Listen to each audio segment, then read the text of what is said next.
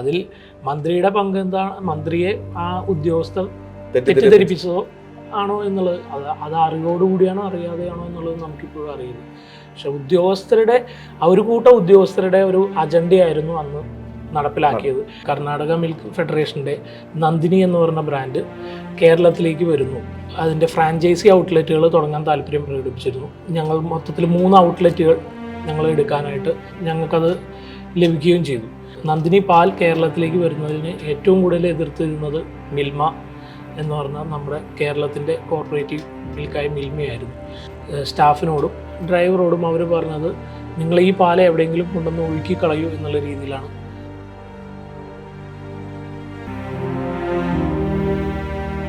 പരിശോധന ഫലം വരാതെ തന്നെ അങ്ങനെ ഒരു രീതിയിലുള്ള ഫാൾസ് ആയിട്ടുള്ള ഒരു ന്യൂസ് പുറത്തുവിടുകയാണ് ചെയ്തത്. ഹൈഡ്രജൻ പെറോക്സൈഡ് എന്നല്ല, അതിൽ യാതൊരുവിധ രാസവസ്തുക്കളോ മായമോ കലർന്നിട്ടില്ല എന്നുള്ള ഈ റിപ്പോർട്ടാണ് FSSAI ഹൈക്കോടതിയിൽ സമർപ്പിച്ചത്. നന്ദിനി വരുന്ന സമയത്ത് മിൽമയ്ക്ക് പാക്കറ്റ് കവറിന് 25 രൂപ ഉണ്ടായിരുന്ന സമയത്ത് നന്ദിനി പാലിന് 23ഉം 21ഉം ആയിരുന്നു. അതായത് ഒരുപാട് പ്രശ്നങ്ങൾ വരും എന്നുള്ള ഒരു ചിന്താഗതിയിൽ തന്നെയാണ് ഡയറി ഡെവലപ്മെൻറ്റ് ബോർഡിലെ കുറച്ച് ഉദ്യോഗസ്ഥരും അതുപോലെ തന്നെ FSSAIയിലെ കുറച്ച് ഉദ്യോഗസ്ഥരും ചേർന്ന് ആര്യങ്കാവ്, ഞങ്ങൾ നേരത്തെ പറഞ്ഞാൽ നേരത്തെ മുൻകൂട്ടി തീരുമാനിച്ച ഒരു തിരക്കഥയുടെ ഭാഗമായിട്ട് ഇത്തരത്തിലൊരു ഡിഫമേഷൻ, ഞങ്ങൾക്കെതിരെയുള്ള ഒരു ആരോപണം വന്നത് എന്ന് തന്നെയാണ് നമ്മൾ വിശ്വസിക്കുന്നത്. ലക്ഷക്കണക്കിന് സംരംഭകരെ വാർത്തെടുക്കുന്നുവെന്ന് സംസ്ഥാന സർക്കാർ അവകാശപ്പെടുന്ന ഒരു സംസ്ഥാനത്ത് ഉദ്യോഗസ്ഥ ലോബിയുടെ വഴിവിട്ട കളി മൂലം ഏതാണ്ട് 35 കോടിയോളം രൂപ മുതൽ മുടക്കി ആരംഭിച്ച ഒരു സ്ഥാപനം അടച്ചുപൂട്ടുന്നതിൻ്റെ വക്കിലാണ് ഇപ്പോൾ.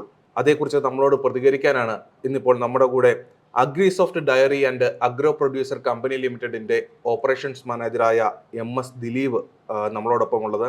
ഒരുപക്ഷെ ഈ കമ്പനിയുടെ പേര് ഒരുപക്ഷെ മലയാളികൾക്ക് കേട്ടുപരിചയമുള്ളതാകും. ഏതാണ്ട് ഒരു വർഷം മുമ്പ് 2023 ജനുവരി ആര്യങ്കാവ് ചെക്ക് പോസ്റ്റിൽ വെച്ച് കേരളത്തിലേക്ക് ടാങ്കറിൽ കൊണ്ടുവന്ന ഒരു പാല് തടഞ്ഞു നിർത്തുകയും അത് പരിശോധനയ്ക്ക് വിധേയമാക്കുകയും ചെയ്തു.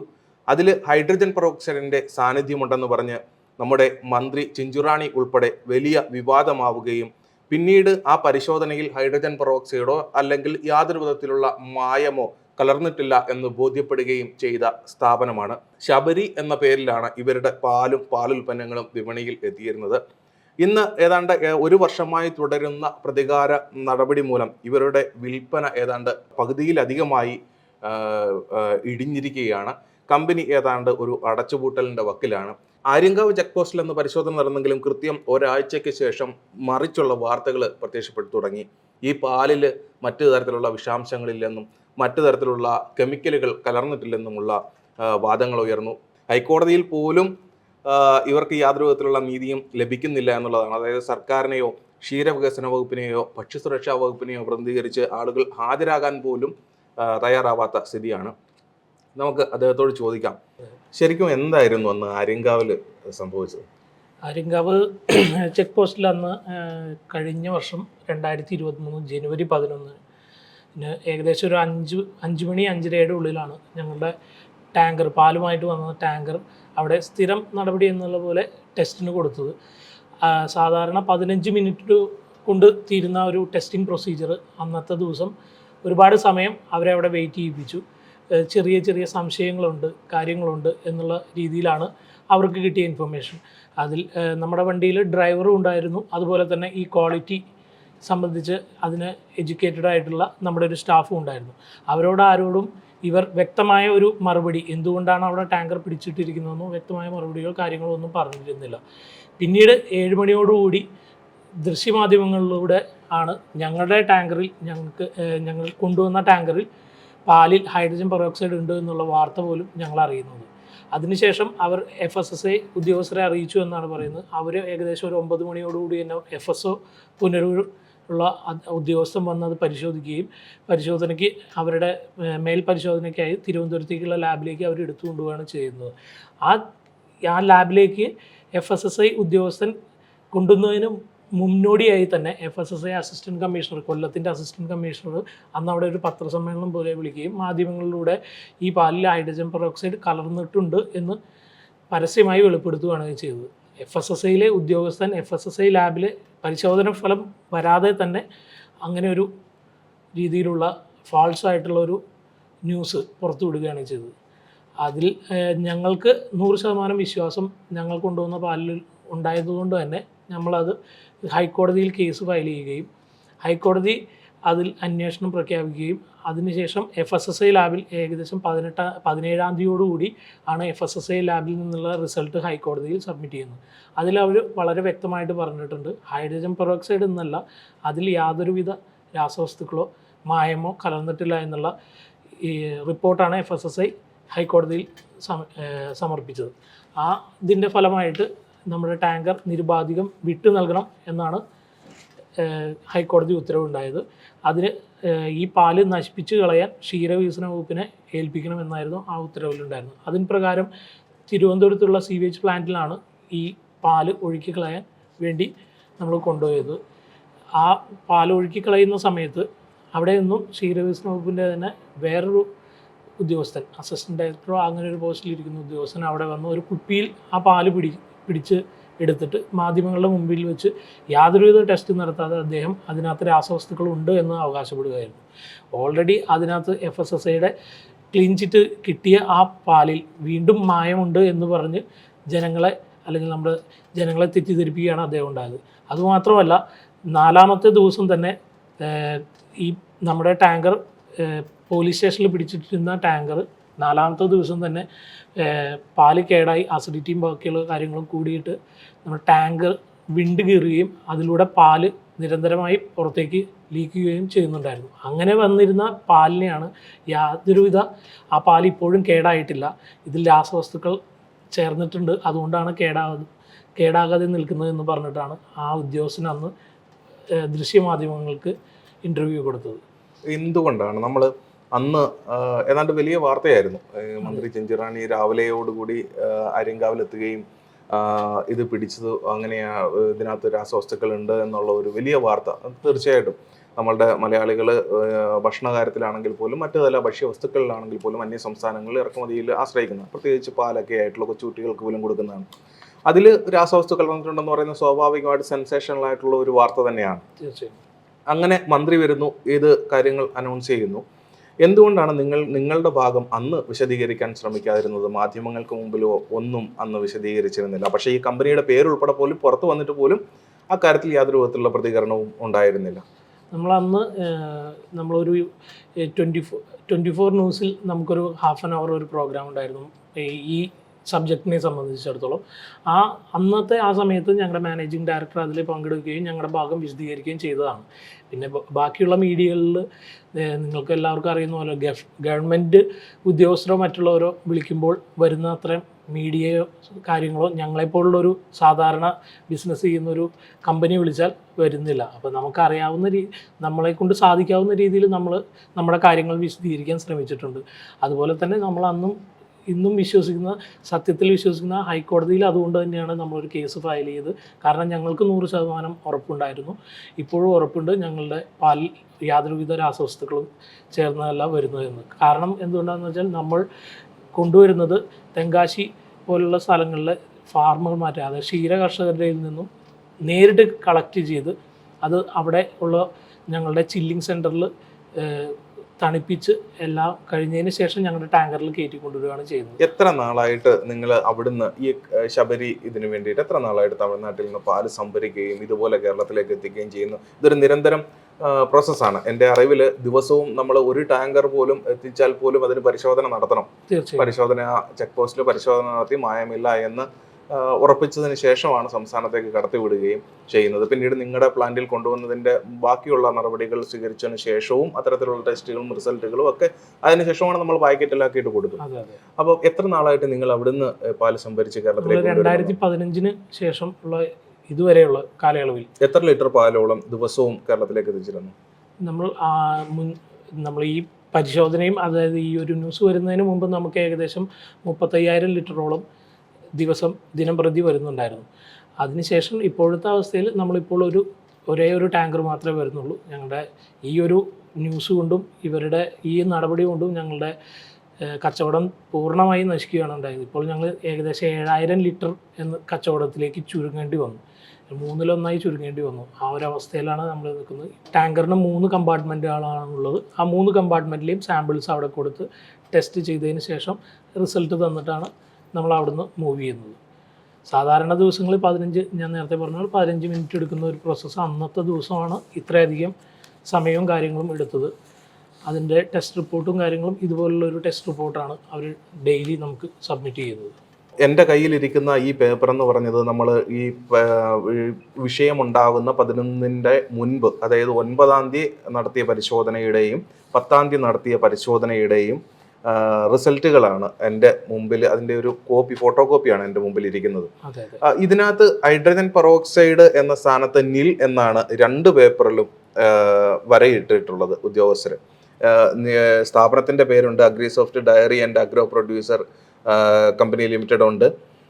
അതുപോലെ തന്നെ milk quality control testing Aryankavu check post എന്നുള്ളത് കൃത്യമായിട്ട് രേഖപ്പെടുത്തുന്നുണ്ട്. പരിശോധന നടത്തിയ കൺസേൺഡ് ആയിട്ടുള്ള ഉദ്യോഗസ്ഥരുടെ സീലും കാര്യങ്ങളും എല്ലാം ക്വാളിറ്റി കൺട്രോൾ ഓഫീസർ കൊല്ലം ഡിസ്ട്രിക്റ്റൊക്കെ ഉണ്ട്. ഈ ഹൈഡ്രജൻ പെറോക്സൈഡ് ഈ 2 പേപ്പറിലും നില്ല എന്ന് രേഖപ്പെടുത്തിയിരിക്കുന്നത്. ഈ 11-ാം തീയതി മാത്രം എങ്ങനെയാണ് ഇതിനകത്ത് ഇത് കണ്ടെത്തുന്നത്? അത് തന്നെയാണ് നമുക്ക് പറയാത്തത്. അതിൽ അവർ വരച്ച് വിട്ടിരിക്കുകയാണ്, അതായത് ആ ടെസ്റ്റുകളൊന്നും അവർ ചെയ്തില്ല എന്നാണ് അതുകൊണ്ട് അർത്ഥമാക്കുന്നത്. അതുതന്നെയാണ് നമുക്കും മനസ്സിലാകാത്തത്. 11-ാം തീയതി ആ ഒരു സ്പെഷ്യൽ ഡേ എന്നുള്ള രീതിയിൽ അന്ന് മാത്രം ഇത് ടെസ്റ്റ് ചെയ്യുകയും അതിൽ നമ്മുടെ ഹൈഡ്രജൻ പെറോക്സൈഡിൻ്റെ അംശമുണ്ടെന്നും നമ്മുടെ പാലിലുണ്ട് എന്ന് അവർ സ്ഥിരീകരിക്കുകയും ചെയ്യുകയാണ് ചെയ്തത്.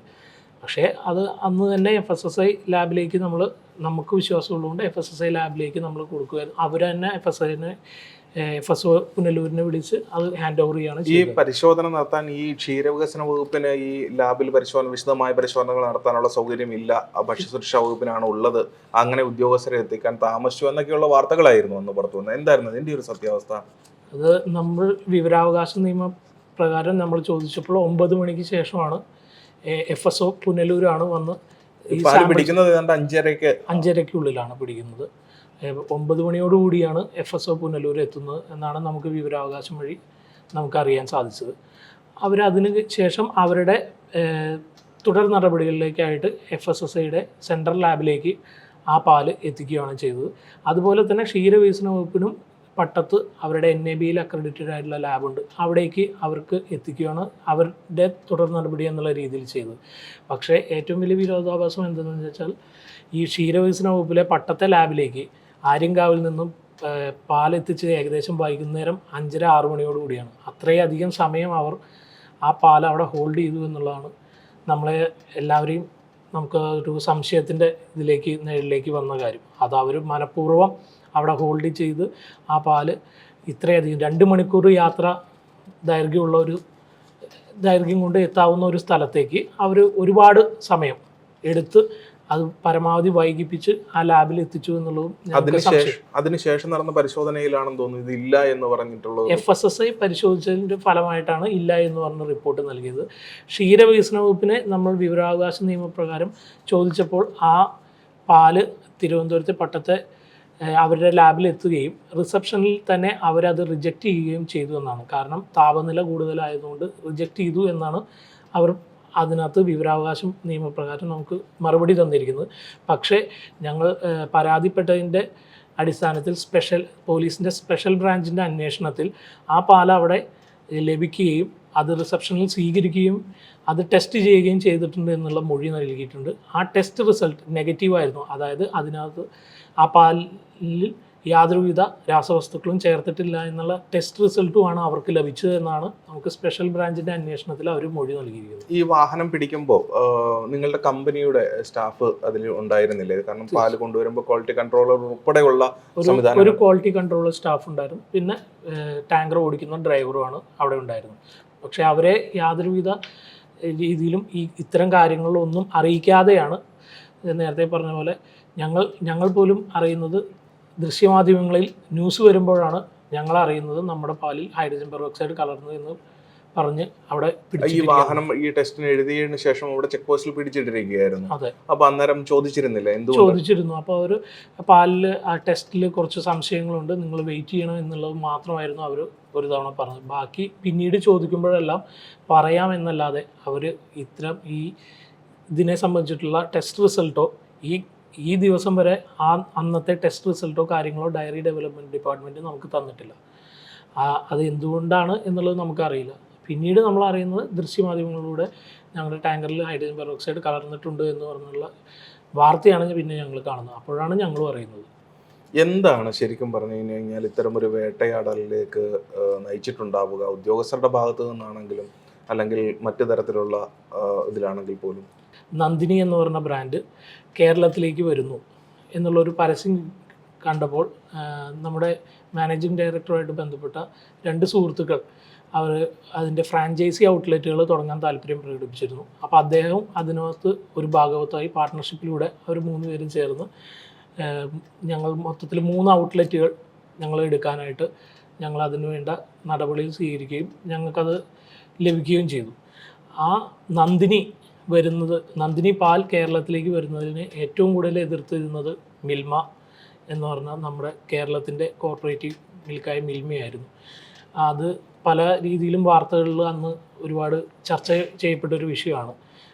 വേറൊരു കോർപ്പറേറ്റീവ് സെക്ടറിലേക്ക് വേറൊരു സംസ്ഥാനത്തിലെ കോർപ്പറേറ്റീവ് സെക്ടർ കടന്നു കയറുന്നു എന്നുള്ള രീതിയിലുള്ള എല്ലാ കാര്യങ്ങളും. പക്ഷേ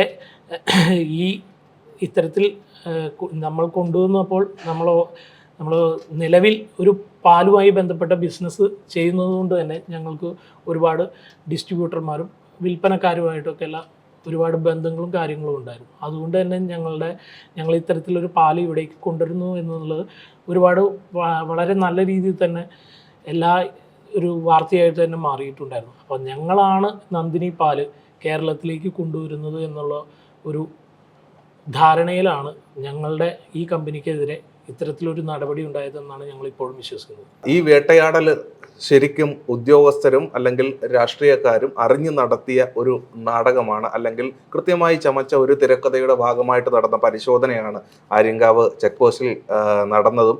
ഇത്രയും നാളായിട്ട് ഏതാണ്ട് 1 വർഷമായിട്ട് ഇവർക്ക് കൃത്യമായിട്ടുള്ള ഒരു മറുപടി കൊടുത്തിട്ടില്ല.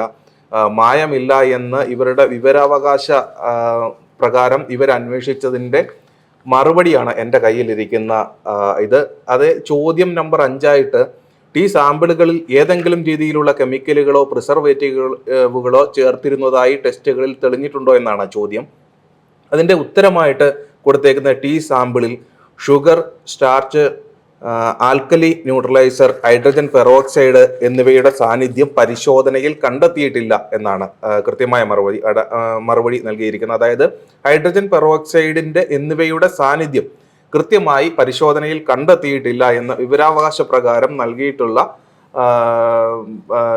ചോദ്യങ്ങൾക്ക് ലഭിച്ച മറുപടിയാണ് ഇതിന് നൽകിയിരിക്കുന്നത്. അവിടെയാണ് ഈ നന്ദിനി എന്ന് പറയുന്ന ഒരു ബ്രാൻഡ് കേരളത്തിലേക്ക് വരുന്നതും അതുമായിട്ട് ബന്ധപ്പെട്ട ചർച്ചകളുടെയും കേരളത്തിൽ മിൽമയുടെ വില കൂട്ടുന്നതും നന്ദിനിയുടെ വില കുറച്ച് കൊടുക്കുന്നതുമായി ബന്ധപ്പെട്ട ചർച്ചകളും വാസ്തവത്തിൽ ശരിക്കും പറഞ്ഞു കഴിഞ്ഞാൽ ഇത് തന്നെ ആയിരുന്നു ഇതിൻ്റെ ഒരു വേട്ടയാടലിൻ്റെ ഒരു പിന്നിൽ? തീർച്ചയായും ഞങ്ങൾ അത് തന്നെയാണ് വിശ്വസിക്കുന്നത്. കാരണം ഞങ്ങൾ ജനുവരി 19-20 കൂടിയാണ് നമ്മൾ നന്ദിനി കേരളത്തിലേക്ക്, അതായത് നമ്മൾ എറണാകുളത്തും പന്തളത്തുമാണ് നമ്മൾ ഇതിൻ്റെ ഫ്രാഞ്ചൈസി ഔട്ട്ലെറ്റുകളും അതുപോലെ തന്നെ വിതരണവും ഞങ്ങൾ ഉദ്ദേശിച്ചിരുന്നത്. അത് നേരത്തെ പറഞ്ഞ പോലെ തന്നെ ഞങ്ങളുടെ ഒരു ഡിസ്ട്രിബ്യൂട്ടർ ശൃംഖലയിലും കടക്കാരുമായിട്ടുള്ള എല്ലാ റീറ്റെയിലർ ശൃംഖലയിലും ഒരുപാട് നല്ല രീതിയിൽ ഈ ന്യൂസ് ഒരുപാട് പുറത്തു പോയിരുന്നു. അതായത് നന്ദിനി വരുന്നുണ്ട്, ഞങ്ങളാണ് കൊണ്ടുവരുന്നത്. നന്ദിനി വരുന്ന സമയത്ത് മിൽമയ്ക്ക് പാക്കറ്റ് കവറിന് 25 രൂപ ഉണ്ടായിരുന്ന സമയത്ത് നന്ദിനി പാലിന് 23ഉം 21ഉം ആയിരുന്നു അവരുടെ വില വരുന്നത്. അപ്പോൾ അതുതന്നെ നന്ദിനി പാൽ വന്നു കഴിഞ്ഞാൽ മാർക്കറ്റിൽ വന്നാൽ മിൽമയുടെ കച്ചവടത്തെ അത് ശരിയായ രീതിയിൽ തന്നെ ബാധിക്കും. അതായത് ഒരുപാട് പ്രശ്നങ്ങൾ വരുമെന്നുള്ള ഒരു ചിന്താഗതിയിലും തന്നെയാണ് ഡയറി ഡെവലപ്മെൻറ്റ് ബോർഡിലെ കുറച്ച് ഉദ്യോഗസ്ഥരും അതുപോലെ തന്നെ FSSAയിലെ കുറച്ച് ഉദ്യോഗസ്ഥരും ചേർന്ന് ആര്യങ്കാവ് നേരത്തെ പറഞ്ഞ പോലെ നേരത്തെ മുൻകൂട്ടി തീരുമാനിച്ച ഒരു തിരക്കഥയുടെ ഭാഗമായിട്ട് ഇത്തരത്തിലൊരു ഡിഫമേഷൻ, ഞങ്ങൾക്കെതിരെയുള്ള ഒരു ആരോപണം വന്നത് എന്ന് തന്നെയാണ് നമ്മൾ വിശ്വസിക്കുന്നത്. ഇപ്പോൾ അന്ന് FSSAയിലെ ഉദ്യോഗസ്ഥൻ തന്നെ, FSO പുനലൂർ ഉണ്ടായിരുന്ന ഉദ്യോഗസ്ഥൻ തന്നെ ഈ പാല് സാമ്പിൾ അവർക്ക്, അതായത് ഇതിൽ രാസവസ്തുക്കൾ അടങ്ങിയിട്ടുണ്ടോ എന്ന് പരിശോധനയ്ക്കായിട്ട് എടുത്തപ്പോൾ ഫോം 5A നൽകിയിട്ടുണ്ടായിരുന്നു. അതിനകത്ത് റോ ചിൽഡ് മിൽക്ക് എന്നാണ്, RCM, റോ ചിൽഡ് മിൽക്ക് എന്നാണ് അദ്ദേഹം വളരെ വ്യക്തമായിട്ട് ഫോം 5A നിർബന്ധമായിട്ട് കൊടുക്കേണ്ട. അതെ അതെ അതെ അത് FSSAIയുടെ ഏത് ഉദ്യോഗസ്ഥനാണോ പരിശോധനയ്ക്ക് എടുക്കുന്നത്, അവർ ആരുടെ പാലാണോ പരിശോധനയ്ക്ക് എടുക്കുന്നത് അവർക്ക് നൽകേണ്ട ഒരു ലീഗൽ ഡോക്യുമെൻ്റാണ് ഫോം 5A. അതിൽ വളരെ വ്യക്തമായി റോ ചിൽഡ് മിൽക്ക് എന്ന് അവർ രേഖപ്പെടുത്തുകയും 2 ലിറ്റർ ബ്രാക്കറ്റിൽ 2 ലിറ്റർ എന്ന് എഴുതുകയും ചെയ്തിട്ടുണ്ട്. എന്നിട്ട് ഈ പാല് പരിശോധനയ്ക്ക് എടുത്തതിന് ശേഷം പരിശോധന കഴിഞ്ഞ് പുനലൂർ RDO വഴി ഇപ്പോൾ പുനലൂർ FSO ഞങ്ങൾക്കെതിരെ ചാർജ് ചെയ്തിരിക്കുന്ന കേസ് എന്തെന്നാൽ മിക്സഡ് മിൽക്ക് കാറ്റഗറിയിൽ വരുന്ന, അതായത് മിക്സഡ് മിൽക്കിൻ്റെ സ്റ്റാൻഡേർഡ് കൈവരിച്ചിട്ടില്ല എന്ന് പറഞ്ഞാണ് ഞങ്ങൾക്കെതിരെ കേസ്, വേറൊരു കേസ് അദ്ദേഹം മൂവ് ചെയ്തിരിക്കുന്നത്. റോ ചിൽഡ് മിൽക്കാണ് ഞങ്ങൾ കൊണ്ടുവന്നത്. അതൊരിക്കലും മിക്സഡ് മിൽക്കിൻ്റെ സ്റ്റാൻഡേർഡ് കീപ്പ് ചെയ്യുന്നില്ല. അതായത് നമ്മൾ 100-200 കണക്കിൽ ക്ഷീര കർഷകരിൽ നിന്നും നേരിട്ട് സംഭരിക്കുന്ന പാല് അത് ചില്ല് ചെയ്ത് ടാങ്കറിൽ പ്രോസസ്സ് ചെയ്യാനായിട്ട് പ്ലാന്റിലേക്ക് കൊണ്ടുവരുന്ന പാലാണ്. അത് ഒരിക്കലും മിക്സഡ് മിൽക്ക് സ്റ്റാൻഡേർഡ് അല്ല, മിക്സഡ് മിൽക്കേ അല്ല, അത് ഒരിക്കലും അത് മിക്സഡ് മിൽക്കല്ല. പക്ഷേ അത് മിക്സഡ് മിൽക്കിൻ്റെ സ്റ്റാൻഡേർഡ് കൈവരിച്ചില്ല എന്നുള്ള രീതിയിലുള്ള ഒരു തെറ്റായ നടപടിയാണ് പുനലൂർ RDO വഴി പുനലൂർ FSO ഇപ്പോൾ നൽകിയിരിക്കുന്നത്. അതുപോലെ തന്നെ നമ്മുടെ പ്ലാന്റിൽ നിന്നും പാക്കറ്റ് പാല് സാമ്പിൾ എടുത്തു കൊണ്ടുപോയി മാവേലിക്കര FSO നേരിട്ട് വന്ന് സാമ്പിൾ എടുത്തിരുന്നു. ആ സാമ്പിൾ എടുത്തതിന് ശേഷം അതിൽ ഫാറ്റിൻ്റെ അളവ് കുറവാണ് എന്ന് പറഞ്ഞ് ഞങ്ങൾക്കെതിരെ ഒരു കേസ് നോട്ടീസ് അയക്കുകയും ഞങ്ങൾക്ക് ഉറപ്പുണ്ടായിരുന്നതുകൊണ്ട് തന്നെ ഞങ്ങൾ വിശദമായ പരിശോധനയ്ക്ക് മൈസൂരിലുള്ള ലാബിലേക്ക് ഈ പാലിൻ്റെ സാമ്പിൾ അയക്കുകയും പണമടച്ച് അയക്കുകയും ചെയ്തിട്ടുണ്ടായി. അതിലേറ്റവും വലിയ വിരോധാഭാസം എന്തെന്നാൽ മാവേലിക്കരയിൽ നിന്ന് FSSAയിൽ നിന്ന് കിട്ടിയ ടെസ്റ്റ് റിസൾട്ടും മൈസൂരിൽ നിന്ന് കിട്ടിയ ടെസ്റ്റ് റിസൾട്ടും രണ്ടും 2 രീതിയിലാണ്. അതായത് ഫാറ്റിൻ്റെ കണ്ടൻറ്റ് 2 രീതിയിലാണ് അവർ ടെസ്റ്റ് ചെയ്തത്. അതായത് ഒരു പാലിന് എവിടെ ടെസ്റ്റ് ചെയ്താലും ഒരേ ഫാറ്റ് ആയിരിക്കണം, ഒരേ SNF ആയിരിക്കണം. ഞങ്ങളുടെ ഈ പാല് പിടിച്ചപ്പോൾ വളരെ വലിയൊരു വാർത്തയായി, പറഞ്ഞ പോലെ തന്നെ പർവ്വതീകരിച്ചൊരു വാർത്തയാക്കുകയും അതുപോലെ തന്നെ അത് ഞങ്ങളുടെ ബ്രാൻഡിനെയും ഞങ്ങളുടെ കമ്പനിയുടെ പേരും എവിടേക്കാണ് കൊണ്ടുവന്നത് എന്നുള്ള രീതിയിലുമാണ് അത് വാർത്ത പുറത്തു വന്നത്. ഒരിക്കലും ഈ പാല് നമ്മുടെ പ്ലാന്റിൽ എത്തിയതിന് ശേഷം എല്ലാവിധ പരിശോധനയ്ക്ക് ശേഷം മാത്രമേ ഞങ്ങൾ പ്രോസസ്സ് ചെയ്യാൻ എടുക്കുന്നുള്ളൂ, അത് പാക്കറ്റ് ആക്കാൻ എടുക്കുന്നുള്ളൂ. പക്ഷേ ഈ എവിടെയും, അതായത് പാൽ അയച്ച കമ്പനിയെ കുറിച്ച് പറയാതെ പാല് വാങ്ങിച്ച, അതായത് ഏത് കമ്പനിയിലേക്കാണോ പാല് വരുന്നത് അവരുടെ പേരും അവരുടെ ബ്രാൻഡ് നെയിമും ഒക്കെ വെളിപ്പെടുത്തിയത് ആദ്യമായിട്ടാണ്. ഈ മന്ത്രി തന്നെ നേരിട്ട് അവിടെ എത്തുന്ന ഒരു സാഹചര്യം ഒരു അപൂർവമായ ഒരു സാഹചര്യമാണ്. അതെങ്ങനെ ഉണ്ടായെന്നാണ് നിങ്ങളുടെ ഒരു വിലയിരുത്തൽ? നേരത്തെ പറഞ്ഞ പോലെ തന്നെ മിൽമയ്ക്ക് ഒരു കോമ്പറ്റീറ്റർ ആയിട്ട് വരുന്ന ഒരു പാൽ ഉൽപ്പന്നങ്ങൾ ഡീൽ ചെയ്യുന്ന ഒരു കമ്പനി എന്നുള്ള രീതിയിൽ ഞങ്ങളെ പരമാവധി ഡിഫെയിം ചെയ്യുക എന്നുള്ളൊരു ഉദ്ദേശത്തിലാണ്, അത്തരത്തിലുള്ളൊരു നാടകമാണ് നടന്നതെന്ന് തന്നെയാണ് നമ്മളിപ്പോഴും വിശ്വസിക്കുന്നത്. അതിൽ മന്ത്രിയുടെ പങ്ക് എന്താണ്, മന്ത്രിയെ ആ ഉദ്യോഗസ്ഥർ തെറ്റിദ്ധരിപ്പിച്ചതോ ആണോ എന്നുള്ളത്, അത് അറിവോടുകൂടിയാണോ അറിയാതെയാണോ എന്നുള്ളത് നമുക്കിപ്പോഴും അറിയില്ല. പക്ഷെ ഉദ്യോഗസ്ഥരുടെ ഒരു കൂട്ടം ഉദ്യോഗസ്ഥരുടെ ഒരു അജണ്ടയായിരുന്നു അന്ന് നടപ്പിലാക്കിയത്. അതിലൂടെ അവരുദ്ദേശിച്ച പോലെ തന്നെ ഞങ്ങളുടെ സ്ഥാപനത്തിൻ്റെ പേരും ആ പ്രശസ്തിയെല്ലാം നശിപ്പിക്കുകയും ഞങ്ങൾക്ക് വളരെയധികം സ്ഥാപനം തന്നെ ഇപ്പോൾ പൂട്ടേണ്ട അവസ്ഥയിലേക്ക് മാറുകയും ഒരുപാട് തൊഴിൽ അവസരങ്ങൾ നൽകിയിരുന്ന സ്ഥാപനത്തിൽ ഇപ്പോൾ തൊഴിൽ നൽകാൻ പറ്റാത്തൊരു സ്ഥിതിയിലേക്കും നമ്മൾ എങ്ങനെയും അടച്ചു പൂട്ടേണ്ട അവസ്ഥയാണ്. അല്ലെങ്കിൽ ഇത് ആർക്കെങ്കിലും വിൽക്കുകയെ നമ്മുടെ മുമ്പിൽ വേറെ മാർഗങ്ങളൊന്നും നമ്മുടെ മുമ്പിലില്ല. ഇപ്പോൾ 35 കോടി രൂപയോളം മുതൽ മുടക്കിയാണ് ശരിക്കും ഈ ഒരു ദിവസമല്ല, നമ്മൾ ഇത്രയും കാലയളവിൽ പുതിയതായിട്ട് വരുന്ന മെഷീനുകളും മറ്റു കാര്യങ്ങളും എല്ലാം എടുത്തതും ചെയ്തതും എല്ലാം കൂടി ഏകദേശം 35 കോടി രൂപയോളം നമ്മൾ ഈ സ്ഥാപനത്തിന് വേണ്ടി ക്യാപിറ്റലായിട്ട് ഇൻവെസ്റ്റ് ചെയ്തിട്ടുണ്ട്. ഇതിന്റെ ഭാഗമായിട്ട് ഇപ്പോൾ ഹൈക്കോടതിയിൽ നിയമ നടപടികൾ നടന്നുകൊണ്ടിരിക്കുകയാണ്.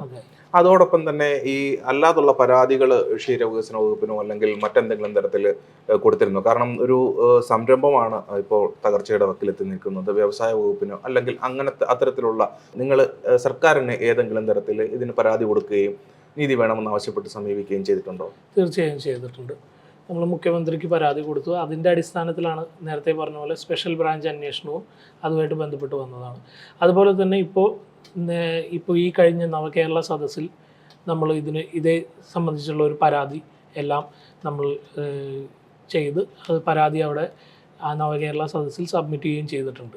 6 തവണയോളം ഹൈക്കോടതിയിൽ നിന്ന് നോട്ടീസ് ഈ പറയുന്ന ഉദ്യോഗസ്ഥർക്ക് ഈ കാലയളവ് വരെ 6ഓളം നോട്ടീസുകൾ ഹൈക്കോടതിയിൽ നിന്ന് അയച്ചിട്ടുണ്ട്. അതിനൊന്നിനു പോലും മറുപടി പറയുകയോ അല്ലെങ്കിൽ അത് മറുപടി കൊടുക്കാനോ അല്ലെങ്കിൽ ഈ കേസിനെ ആസ്പദമാക്കി വക്കാലത്ത് ഒപ്പിട്ട് കൊടുക്കാനോ ഈ ഉദ്യോഗസ്ഥർ ഇതുവരെ തയ്യാറായിട്ടില്ല എന്നുള്ളതാണ് സത്യാവസ്ഥ. ഏകദേശം 1 വർഷത്തോളം ഈ സംഭവം നടന്ന് 1 വർഷത്തോളം ആയിട്ട് പോലും അതിന് ഇത്രയധികം 6 നോട്ടീസുകൾ ചെന്നിട്ട് പോലും അവർക്ക് അതിനൊരു മറുപടി നൽകാനുള്ള ഒരു മര്യാദ പോലും ഒരു ഉദ്യോഗസ്ഥരും ചെയ്തിട്ടില്ല എന്നുള്ളതാണ് വസ്തുത. എത്ര കോടി രൂപയാണ് നഷ്ടപരിഹാരമായിട്ട് ആവശ്യപ്പെട്ടിട്ടുള്ളത്? 25 കോടി രൂപ. 25 കോടി രൂപ. നമ്മൾ ഏകദേശം 8 വർഷത്തോളം 8 വർഷത്തെ അധ്വാന ഫലമാണ് ഇങ്ങനൊരു ബ്രാൻഡ്. അത് ഒരൊറ്റ ദിവസം കൊണ്ട് ഒരു തെറ്റായ വാർത്ത കൊണ്ട് സ്റ്റാഫിനോടും ഡ്രൈവറോടും അവർ പറഞ്ഞത് നിങ്ങൾ ഈ പാല് എവിടെയെങ്കിലും കൊണ്ടുവന്ന് ഒഴുക്കി കളയൂ എന്നുള്ള രീതിയിലാണ്. അന്ന് അത് എവിടെയെങ്കിലും ഒഴുക്കി നിങ്ങൾ കളഞ്ഞാൽ അത് അവിടെ തീർക്കാമെന്നുള്ള ഒരു രീതിയിലാണ് അവരുടെ സൈഡിൽ നിന്നുള്ള കമ്മ്യൂണിക്കേഷൻ വന്നത്. പക്ഷെ നമ്മളെ സംബന്ധിച്ചിടത്തോളം നമുക്ക് 100% ഞങ്ങളുടെ പാലിൽ ഉറപ്പുണ്ടായിരുന്നുകൊണ്ട് തന്നെ അതുകൊണ്ടാണ് നിയമത്തിൻ്റെ സഹായം തേടിയത്. മന്ത്രി ശ്രീ ചിഞ്ചു റാണി പറഞ്ഞിരുന്നു 6 മണിക്കൂറിന് ശേഷം ഹൈഡ്രജൻ പെറോക്സൈഡ് നീരാവിയായി പോകും, അതുകൊണ്ടാണ് അതിൽ ആ ടെസ്റ്റിൽ കണ്ടുപിടിക്കാതെ ഇരുന്നത് എന്നുള്ള രീതിയിലുള്ള ഒരുപാട് അലിഗേഷൻസ് അതിനകത്തും പറഞ്ഞിട്ടുണ്ട്. നമ്മളത് വളരെ വ്യക്തമായി ഡയറി ഡെവലപ്മെൻറ്റ് ഡിപ്പാർട്ട്മെൻറ്റിന് തന്നെ കൊടുത്തിരിക്കുന്ന വിവരാവകാശത്തിൽ നമ്മൾ ചോദിച്ചിട്ടുണ്ട്. അതിന് അവർ ഇല്ല എന്ന് വളരെ വ്യക്തമായി ഉത്തരവും നൽകിയിട്ടുണ്ട്. നീരാവിയായി പോവുകയില്ല എന്ന് പറഞ്ഞാണ് ഉത്തരം നൽകിയത്. 18ാമത്തെ ക്വസ്റ്റ്യനാണ്, എനിക്ക് നോക്കിയത് മനസ്സിലാവും. ആര്യങ്കാവിൽ ഇത് പിടിച്ചെങ്കിൽ തന്നെ അതിനുശേഷം അത് വലിയ വാർത്തയായി. അതിനുശേഷം എന്ത് സംഭവിച്ചു എന്ന് കൃത്യമായിട്ട് ആൾക്കാർക്ക് ഒരു ധാരണയുമില്ല. നമ്മൾ നിയമത്തിൻ്റെ വഴിയിലേക്ക് പോകാൻ ഹൈക്കോടതിയിലുള്ള ഒരു വിശ്വാസം കാരണം നമ്മൾ നിയമത്തിൻ്റെ വഴിയിലേക്കാണ് നമ്മൾ ആദ്യം ചിന്തിച്ചത്. അതുകൊണ്ടാണ് പിന്നീടുള്ള കാര്യങ്ങൾ അറിയാം. ഒരു കോടതിയിലേക്ക് നടക്കുന്ന കേസിനെ കുറിച്ച് ജനങ്ങൾ അറിയണമെന്നില്ല.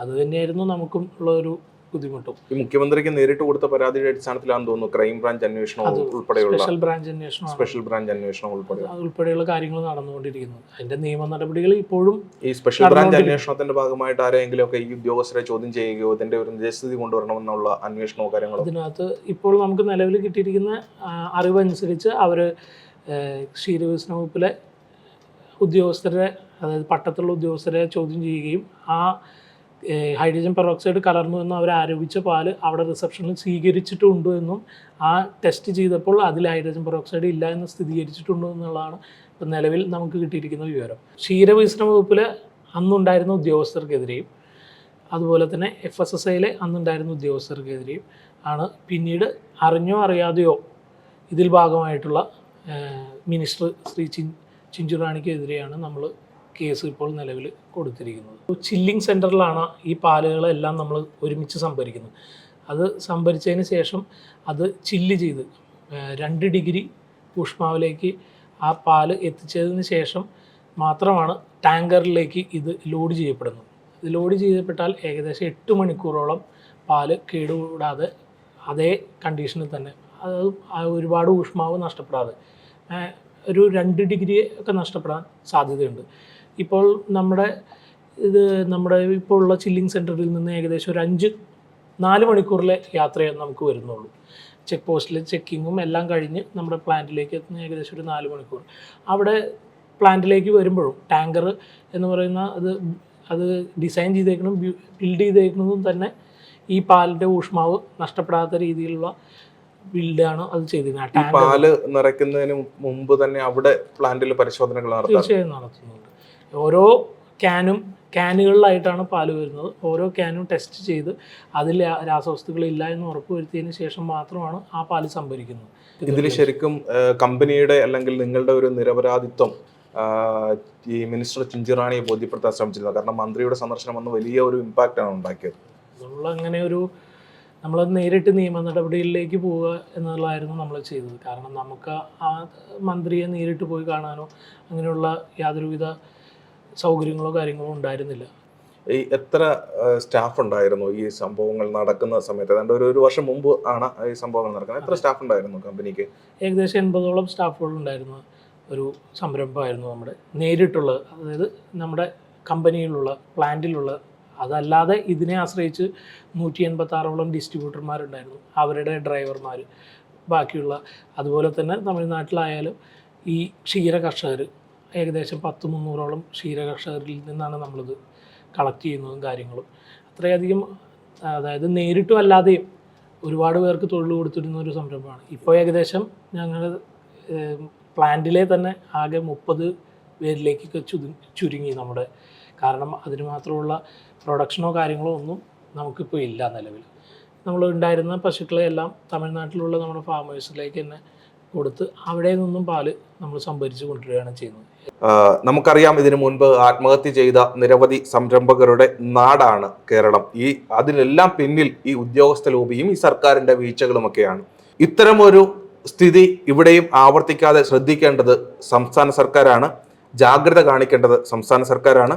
ഏതാണ്ട് 25 കോടി രൂപ നഷ്ടപരിഹാരം ആവശ്യപ്പെട്ടാണ് ഹൈക്കോടതിയിൽ ഈ കമ്പനി സമീപിച്ചിരിക്കുന്നത്. അവിടെ പോലും കൃത്യമായി ഉദ്യോഗസ്ഥരെ ഹാജരാക്കാനോ ആ കേസിൽ ആ സംരംഭകന് നീതി നൽകുവാനോ സംസ്ഥാന സർക്കാർ ഇനിയും തയ്യാറായില്ല. നല്ല രീതിയിൽ നടന്നുകൊണ്ടിരുന്ന ഒരു സ്ഥാപനം കോടിക്കണക്കിന് രൂപയുടെ നഷ്ടത്തിലേക്ക് തള്ളിവിടുകയും ആ സംരംഭകൻ ഇന്ന് നീതിക്കായി നിയമ പോരാട്ടങ്ങളിലേക്ക് എത്തിപ്പെടുകയും ചെയ്ത അവസ്ഥ സംസ്ഥാന സർക്കാരിൻ്റെയും വ്യവസായ വകുപ്പിൻ്റെയും മുൻപിലേക്കാണ് ഞങ്ങൾ ഈ കഥ സമർപ്പിക്കുന്നത്.